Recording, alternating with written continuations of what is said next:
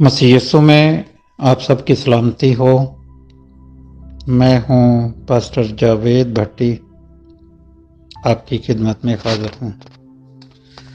پچھلے دنوں ہم بات کر رہے تھے کچھ کتابوں کی جو کہ بائبل کا جو پرانا نسخہ تھا اس میں سے کچھ کتابوں کو نکالا گیا تھا، اور بات ہو رہی تھی کہ ٹوٹل 19 کتابوں کو نکالا گیا تھا، جن کے نام میں دوسرے گروپ میں بیان کیے تھے میں نے، اور اس گروپ میں میں دوبارہ سے بیان کر دیتا ہوں۔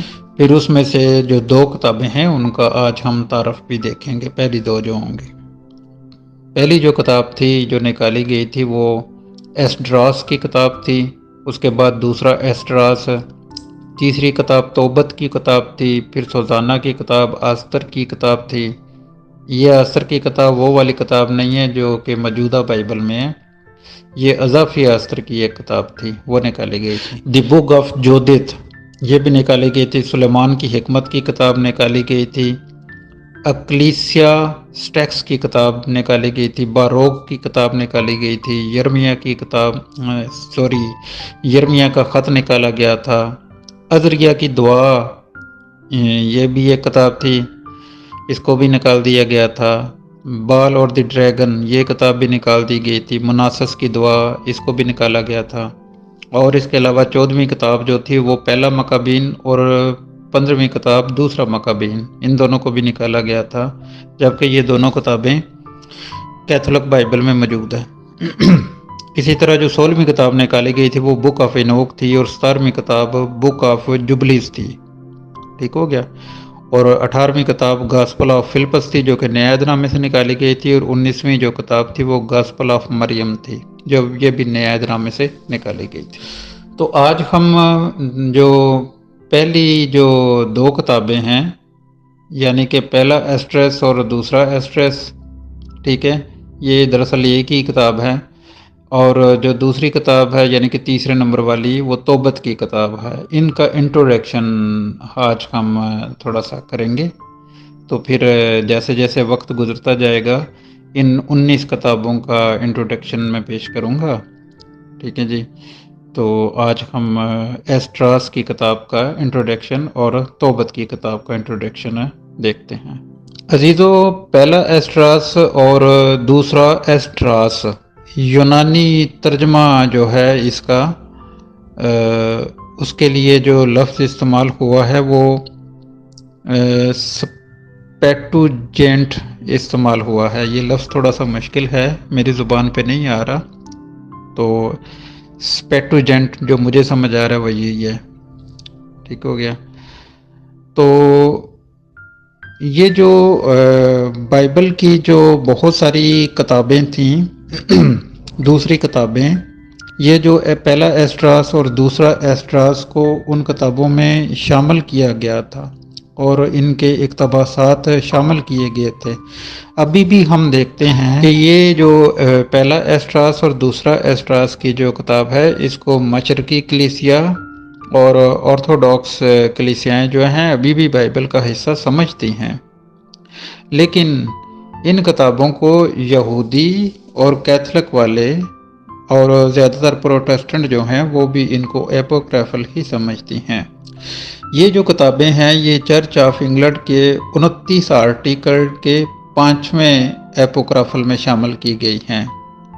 عزیزو، ایسٹراس کی جو کتاب ہے وہ یونانی لفظ ہے، اس کے لیے جو ایسٹراس لفظ استعمال ہوا ہے وہ یونانی لفظ ہے جو کہ عذرا کی کتاب کے لیے استعمال ہوا ہے۔ یعنی دوسرے لفظوں میں ہم کہہ سکتے ہیں کہ جو ایسٹراس کی کتاب ہے وہ عذرا کی کتاب ہے۔ ایسٹراس کی یعنی کہ پہلا ایسٹراس جو ہے اس کی تاریخ نہمیہ کی کتابوں سے مستعار لیا گیا ہے اس کتاب کو۔ یہ ایک خیال پایا جاتا ہے اس کتاب کے بارے میں، اور ہم دیکھتے ہیں کہ اس میں نئے مواد کا اضافہ بھی ہوتا ہے۔ کینونیکل متن میں ان کا جو متن ہے وہ پایا جاتا ہے۔ اب ہم دیکھتے ہیں کہ اس کتاب میں جو چیز بحث میں لائی گئی ہے وہ یہ لائی گئی ہے کہ جو زربابل کا جو قصہ تھا وہ اس کتاب میں زیر بحث لایا گیا ہے، اور کہا جاتا ہے کہ اس کتاب کو عزرا نبی نے تحریر کیا تھا، اور یہ بھی کہا جاتا ہے کہ یہ کتاب مسیح یسوع سے 200 سال قبل لکھی گئی تھی، جو پہلا ایسڈراس اور دوسرا ایسڈراس ہے۔ عزیزو، اب ہم تھوڑا سا توبت کی کتاب کے بارے میں تھوڑا سا دیکھیں گے، اس کا تعارف دیکھیں گے کہ اس کتاب میں کس قسم کا مواد پایا جاتا ہے، اور توبت جو تھا وہ دراصل کیسا انسان تھا۔ جو توبت تھا، توبت انتہائی شریف آدمی تھا اور خدا کے حکموں پر عمل کرنے والا آدمی تھا، کسی کا بھی دکھ برداشت نہیں کر سکتا تھا، اور اگر وافر مقدار میں اس کے گھر میں کھانا ہوتا تھا تو یہ اپنے بچوں کو، اپنی بیوی کو یہ حکم دیتا ہے کہ زیادہ کھانا اگر ہو تو اس کو ہم جو غریب لوگ ہیں ان کے ساتھ بانٹ کر کھائیں۔ عزیزو، اس کتاب کے بارے میں کہا جاتا ہے کہ یہ کتاب 2 یا 3 صدی قبل از مسیح میں تحریر ہوئی تھی، اور اس کتاب کا جو نام ہے وہ اس کے مرکزی کردار کے نام پر رکھا گیا ہے، یعنی جو شخص توبت تھا اسی کے نام پر اس کتاب کا نام رکھا گیا ہے، کیونکہ یہ پاسا آدمی تھا، پاکیزہ آدمی تھا، خدا کی نظر میں مقبول آدمی تھا، ٹھیک ہے، اور خدا کے ساتھ چلنے والا آدمی تھا توبت۔ یہ بڑی ہی مشہور کہانی ہے توبت کی، اور یہ توبت کی جو کہانی ہے نہ صرف یہودیوں میں مقبول تھی، یہ مسیحیوں میں بھی اتنی ہی مقبول تھی، کیونکہ یہ خدا پرست آدمی تھا اور خدا کے ساتھ چلنے والا آدمی تھا توبت۔ تو جو اسرائیل کا ایک بادشاہ شمالی سلطنت کا بنتا ہے، تو وہ جو شمالی سلطنت کا بادشاہ تھا وہ کیا کرتا ہے کہ توبت جو ہے وہ اس کی نظر میں مقبول ٹھہرتا ہے، اور وہ توبت کو نینوا کا علاقہ جو ہے وہ دے دیتا ہے، اور کہتا ہے کہ تم نینوا کے علاقے میں چلے جاؤ، اور نینوا کا علاقے میں تمہیں ایک عہدہ دیا جائے گا، یعنی کہ جو سب سے اونچا عہدہ ہوگا تم اسی کی حکمرانی کرنا۔ عزیزو، وقت گزرتا ہے اور وہ اس بادشاہ کی ڈیتھ ہو جاتی ہے، اور اس کے بعد ایک ایسا بادشاہ آتا ہے جو کہ توبت کو نہیں جانتا، اور جو پچھلے بادشاہ نے جو حکم صادر کیے ہوتے ہیں ان حکموں کو بھی ختم کر دیتا ہے، جس کی وجہ سے توبت کو بھی اپنے عہدے سے ہاتھ دھونا پڑ جاتا ہے، اور یہ دوبارہ سے اپنے گھر میں واپس آ جاتا ہے۔ لیکن جانے سے پہلے وہ اپنے ایک دوست کو اپنا قیمتی سامان، پیسے وغیرہ، اس کے پاس نقدی جو ہے وہ سونا شونا رکھوا دیتا ہے کہ جب میں واپس آؤں گا تو تم سے لے لوں گا۔ تو عزیزو، وہ کرتا کیا ہے کہ اپنے بیٹے کو وہاں پر اس اپنے دوست کے پاس بھیج دیتا ہے، جس کے پاس اس نے نقدی رکھوائی ہوتی ہے۔ لیکن اسی دوران وہ جو بادشاہ ہوتا ہے وہ لوگوں کے اوپر ظلم کرتا ہے اور ان کی لاشوں کو لٹکا دیتا ہے، جبکہ توبت کیا کرتا ہے کہ لٹکانے نہیں دیتا بلکہ ان کو دفن کرتا ہے۔ تو ہوتا کیا ہے کہ موسوی شریعت کے مطابق اگر کسی مردے کو ہاتھ لگ جاتا ہے جب یہ دفن کرتا ہے تو یہ گھر نہیں جاتا، کیونکہ ایک دن کے لیے وہ ناپاک رہتا ہے۔ تو کیا کرتا ہے، ایک درخت کے نیچے یہ سو جاتا ہے، اور اس درخت کے اوپر سے ایک پرندہ جو ہے وہ مطلب کہ بیٹھ کرتا ہے، تو وہ اس کی آنکھوں میں اس کا جو زہر ہے وہ جاتا ہے، تو کیا ہوتا ہے کہ اس کی آنکھیں جو ہے وہ جاتی رہتی ہیں اور یہ اندھا ہو جاتا ہے۔ خیر، اس کا بیٹا جو ہے وہ جاتا ہے پیسے لینے کے لیے، ٹھیک ہے جی، اس جگہ پر۔ تو اس جگہ پر کیا ہوتا ہے کہ اور اس کے بیٹے کا نام توبیہ ہوتا ہے، اور توبیہ جاتا ہے اس جگہ پر، اس جگہ سے سامان وغیرہ لیتا ہے، اور وہاں ایک عورت بھی اس کو ملتی ہے، اس جگہ کا نام میڈیا ہوتا ہے۔ وہاں اس کو ایک عورت میں ملتی ہے، اور وہ عورت جو تھی اس کی 7 شادیاں ہوئی ہوتی ہیں، اور ہر شادی کی رات کو اس کے شوہر کی ڈیتھ ہو جاتی ہے، اور اس کے شوہر کی ڈیتھ اس وجہ سے ہوتی ہے کہ ایک شیطان تھا جس کا نام آسموڈس تھا۔ تو جو آسموڈس تھا، جب بھی اس کی شادی ہوتی ہے وہ اس کے شوہر کو مار دیتا ہے، حتیٰ کہ جب اس کی 7ویں شادی ہوتی ہے تو اس کے 7ویں شوہر کو بھی وہ مار دیتا ہے۔